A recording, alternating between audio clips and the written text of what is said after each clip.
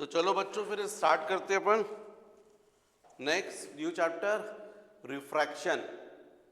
तो सबसे पहले अपन देखते हैं रिफ्रैक्शन बाय प्लेन सरफेसेस। तो यदि मैं आपसे बोलता हूँ रिफ्रैक्शन बाय प्लेन सरफेसेस तो पहले तो अपन को समझना पड़ेगा व्हाट इज रिफ्रैक्शन। रिफ्लेक्शन और रिफ्रैक्शन में डिफरेंस है। When the rays of light strikes to any polished surface and returns back in the same medium, then the phenomena is called reflection. जब किसी पॉलिश सरफेस पर raise incident होती है उसी medium में चेंज होती है तो उसको अपन बोल रहे हैं रिफ्लेक्शन।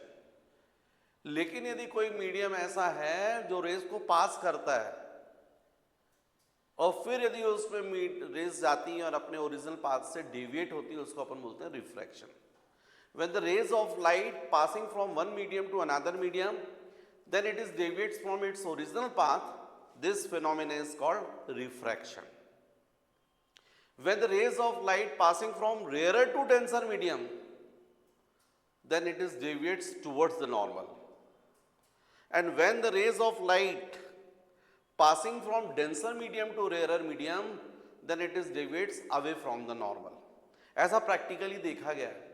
जब रेज जो हैं रेयरर मीडियम से डेंसर मीडियम में इंटर करती है, रेयरर टू डेंसर, तो ये प्रैक्टिकली देखा गया है कि जो रेज हैं वो डेविएट होती है टुवर्ड्स नॉर्मल। ऐसा होता है, लाइट का नेचर ऐसा है।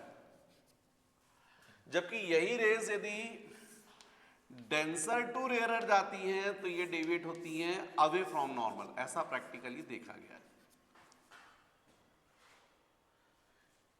यदि ये मीडियम चेंज नहीं होता तो अपना स्टेट जाती, पर मीडियम चेंज हो गया तो अपने ओरिजिनल पाथ से डेविएट हो गई है। अब बच्चों जैसे मैं बोल रहा हूं रेयरर टू डेंसर, तो रेयरर का आप एग्जांपल इमेजिन कर सकते हो एयर। एयर सबसे ज्यादा रेयरर मीडियम है। यही वो मीडियम है जो इनविजिबल है, हमको दिखता नहीं है। मॉलिक्यूल्स बहुत दूर दूर है, एयर नहीं दिखती आपको। वाटर दिखता है आपको, मतलब वाटर एयर के कंपैरेटिवली क्या है, डेंसर है। और ग्लास और ज्यादा डेंसर है सॉलिड फॉर्म में। तो यदि लाइट एयर से वाटर में जाएगी तो डेविएट होगी टुवर्ड्स नॉर्मल। यदि रे एयर से ग्लास में जा रही है तो भी डेविएट होगी टुवर्ड्स नॉर्मल। यदि रे वाटर से ग्लास में जा रही है तो भी डेविएट होगी टुवर्ड्स नॉर्मल। ऐसा प्रैक्टिकली देखा गया। लेकिन इसका उल्टा, यदि रे वाटर से एयर में जा रही है डेंसर टू रेयरर, तो उस कंडीशन में देखा गया है डेविएट होती है away from normal. Right, denser to rarer, glass से वाटर में जाएगी तो डेविएट होगी अवे फ्रॉम नॉर्मल। अब नेक्स्ट यदि अपन बात करते हैं, ये तो हो गया आपको रिफ्रैक्शन से रिलेटेड आपके concept definition. When the ray of light passing from one medium to another medium, then it is deviates from its original path. This phenomenon is called refraction. अब नेक्स्ट मुझे बताना चाहिए रिफ्रैक्शन बाय प्लेन सरफेसेस। तो actually में definition है इसमें, ये जो रे है फर्स्ट मीडियम में उसको अपन क्या बोलते हैं बच्चों, इंसिडेंट रे। Incident ray. और जो सेकंड मीडियम में जो रे रहती है उसको क्या बोलते हैं, रिफ्रैक्टेड रे। रिफ्रैक्टेड रे। और ये जो पॉइंट है इसको अपन बोलते हैं पॉइंट ऑफ इंसिडेंस। और ये दोनों मीडियम का जो कॉन्टेक्ट सरफेस है इस पर पॉइंट ऑफ इंसिडेंस पर जो हम परपेंडिकुलर ड्रॉ करते हैं इसको हम बोलते हैं नॉर्मल। क्या बोलते हैं, normal. And this angle between the incident ray and normal is called angle of incidence.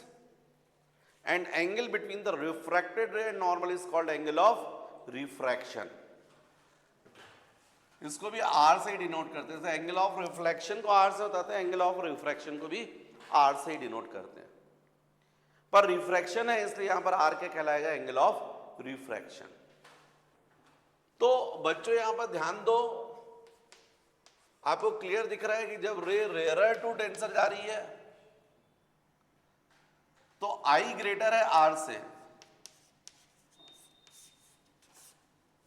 लेकिन जब रे डेंसर टू रेयरर जा रही है तो I जो हो गया वो लेस हो गया R से, R ग्रेटर हो गया। ध्यान रखना चाहिए आपको। राइट। नेक्स्ट, इसके बाद बच्चों मुझे बताना चाहिए लॉज ऑफ रिफ्रैक्शन। तो there are two laws of refraction. First, incident ray, refracted ray and point of incidence all lies in the same plane. Incident ray, refracted, normal all lies in the same plane. और second law जिसको हम लोग क्या बोलते हैं, Snell's law.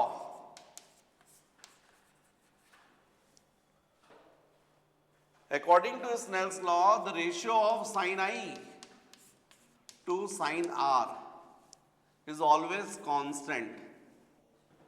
And it is called refractive index of second medium with respect to first. इसको लिखा ऐसे आता 1 mu 2।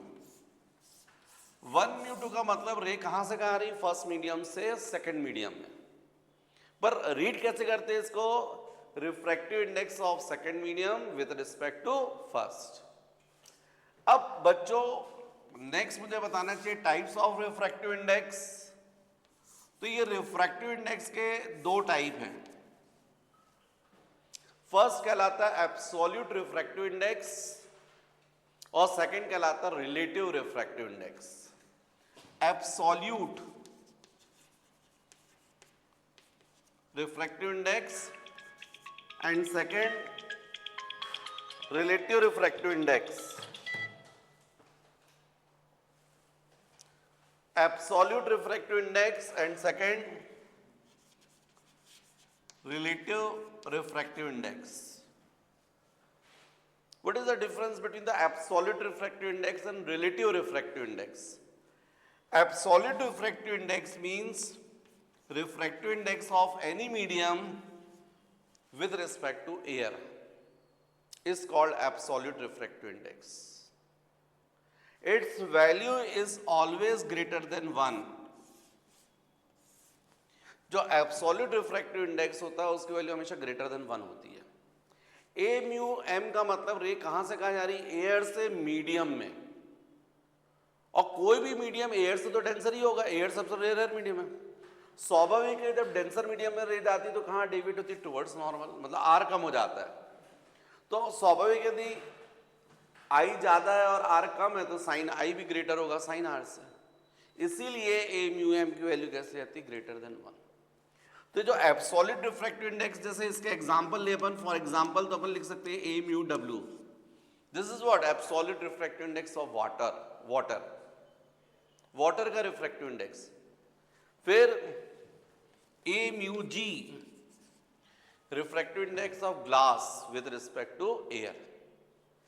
Relative refractive index, refractive index of any medium with respect to another medium is called relative refractive index. 1 mu 2 refractive index of second medium with respect to first. इसके example नहीं दिए अपन, for example तो हम लोग लिख सकते हैं W mu G या फिर G mu W या फिर W म्यू ऑयल एटसेट्रा। इसका मतलब है refractive index of glass with respect to water. इसका मतलब refractive index of water with respect to glass. W mu g लिखा है, इसका मतलब रे वाटर से ग्लास में जा रही है। फर्स्ट मीडियम वाटर है, सेकंड मीडियम ग्लास है, पर पढ़ेंगे क्या, refractive index of glass with respect to water. तो ये हो गए बच्चों टाइप्स ऑफ रिफ्रैक्टिव इंडेक्स। तो बच्चों नेक्स्ट अपन को देखना चाहिए फैक्टर्स अफेक्टिंग म्यू। ऐसे कौन कौन से फैक्टर्स हैं जो म्यू को अफेक्ट करेंगे। तो फर्स्ट जो फैक्टर है वो होना चाहिए डेंसिटी।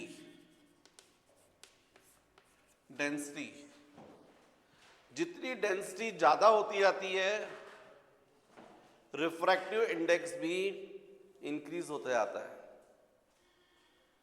जैसे वाटर अपन को मालूम, वाटर का रिफ्रैक्टिव इंडेक्स होता है 1.33, ग्लास का रिफ्रैक्टिव इंडेक्स कितना होता है 1.5।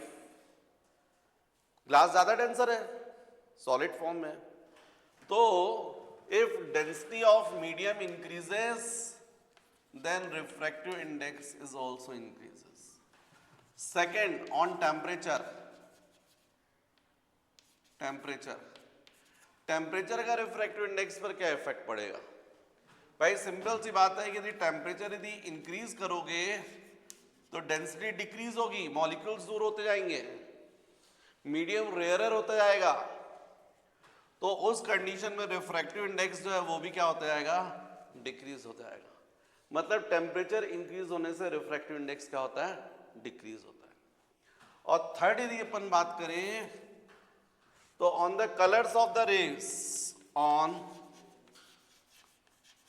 Colours of the rays, different colours के लिए रिफ्रैक्टिव इंडेक्स डिफरेंट होता है। उसका रीजन ये है कि जो रिफ्रैक्टिव इंडेक्स है वो वेवलेंथ से इस तरीके से रिलेटेड है। इसको कॉशी इक्वेशन बोलते हैं, Cauchy equation, Cauchy, CAUSHEY, Cauchy. Hindi medium की जो बुक्स है उसमें कुची इक्वेशन बोलते हैं, कुची का समीकरण, वहीं से बना होगा वो गाना कुची कुची। Cauchy equation, mu is equal to A + B upon lambda square. यहाँ A और B कांस्टेंट है और लैम्डा जो है वो वेवलेंथ और म्यू जो है रिफ्रैक्टिव इंडेक्स। दिख रहा है आपको? लैम्डा यदि डिनोमिनेटर में है तो इसकी वैल्यू, लैम्डा की वैल्यू यदि इंक्रीज होगी तो म्यू की वैल्यू डिक्रीज होगी, है ना। हमारी जो विजिबल रेंज है, जो हमको दिखता है, जो कलर्स, वेब ग्योर 7 कलर्स, उसकी जो विजिबल रेंज है वो होती है 4000 एंगस्ट्रॉम टू 7800 एंगस्ट्रॉम। मतलब सबसे कम वेवलेंथ किसकी होती है? वॉयलेट की, और सबसे ज्यादा वेवलेंथ किसकी होती है? रेड की। तो आपको दिख रहा है जिसकी वेवलेंथ सबसे कम उसका रिफ्रैक्टिव इंडेक्स सबसे ज्यादा, इसलिए जो वॉयलेट कलर है उसका रिफ्रैक्टिव इंडेक्स सबसे ज्यादा होता है और रेड कलर जो है उसका रिफ्रैक्टिव इंडेक्स सबसे कम होता है।